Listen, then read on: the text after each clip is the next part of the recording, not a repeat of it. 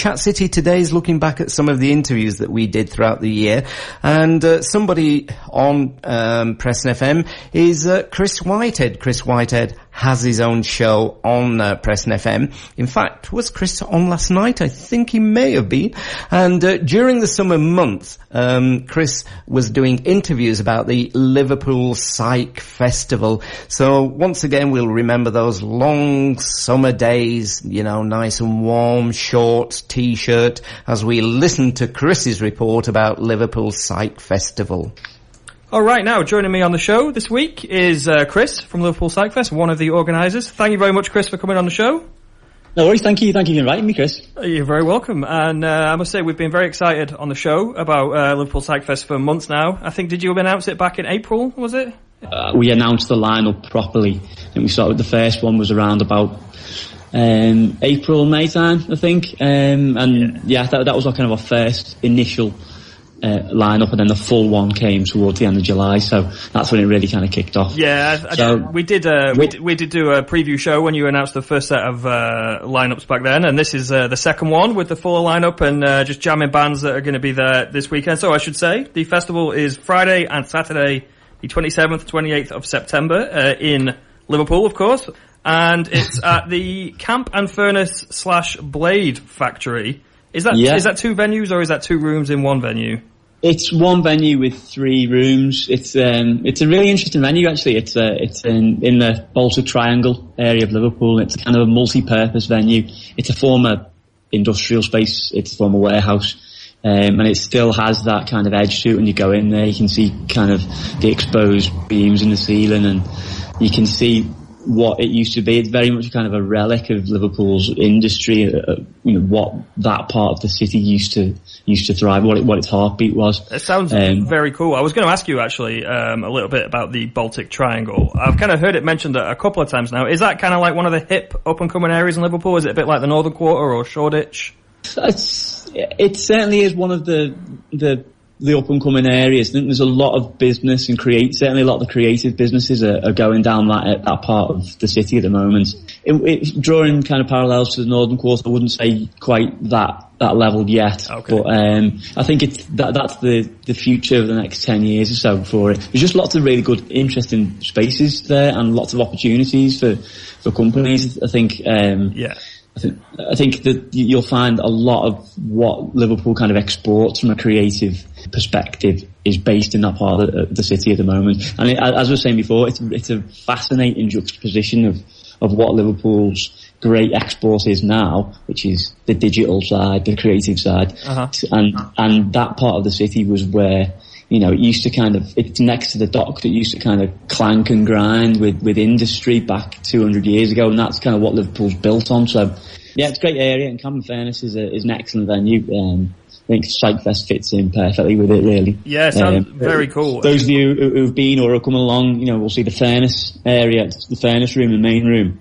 I think they'll be kind of blown away by that, and I think it really fits with the music that's going to unfold in the space. Sounds exciting. I should say, my pal Simon, we call him associate producer Simon, he's been down there to the Camp and Furnace, and he's highly recommended as a venue. I think he went down to a Sick Alps gig a few weeks ago. That was one of ours. That was one of our that shows. You guys as well? Very cool. Taster shows in the Blade Factory. Yeah, and he did say good things. Really excited to check it out. So you mentioned just in there, you did the first festival last year. It was the first time you guys. I'm assuming you guys have put on gigs before.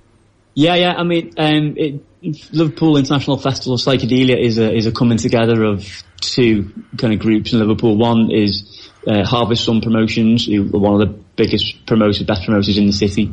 And the other is Bido Lito magazine, which is a Liverpool music magazine, which I run with one of the other festival organisers. So that's what kind of Liverpool Psych Fest is, and our kind of collective history is putting on shows. But last year was the first time we'd done anything on this scale with the first Liverpool Psych Fest event. So what was it that made you decide to go from putting on individual shows to doing a whole festival? It's an interesting question. I think it kind of subconsciously, something like that had always been there. Yeah.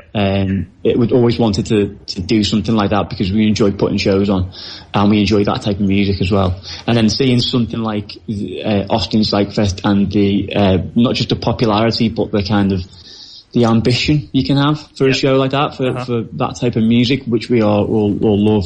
That kind of crystallised something in our minds. But the actual physical kickstart for it was last year's event. I think Tom from Harvest Sun had booked a show with Time and Space Machine, who was that had all been announced. That was in September, and then he was chasing Dead Skeletons, and then that confirmed. And he phoned Craig up and said, we've confirmed Dead Skeletons, and he knew that Craig and myself were both big Dead Skeletons fans. And Craig was amazed. I can't believe you've done it. And he wrote down in his diary when he was on the phone to Tom at the time and pointed to and it got my attention. And in his diary I'd written Liverpool International Festival of Psychedelia. And that was it, really. We kind of moved the Time and Space Machine gig to the same day and then built everything around it. So, they were our two headliners last year, and we built the whole festival from there. And then kind of the way people took to it in the run-up, and certainly on the day itself for our first year, it was unbelievable. And I think we knew from that moment we were going to be doing it again the year after. And that's really cool. Yeah. So that's basically pure ambition, and you just made it happen. That's really cool.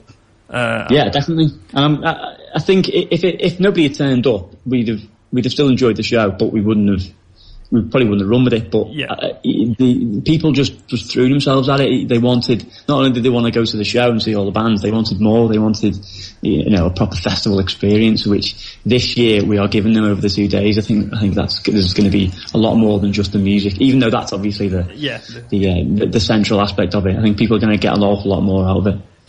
And that was Preston FM Chris Whitehead talking about the Liverpool Psych Fest in September of 2013. And you can find out more by going to the site online. It's the Liverpool International Festival of Psychedelia, and you can also go and find out all the latest Twitter that's going on and anything about maybe what's to come in 2014. So big thank you there to Preston FM Chris Whitehead.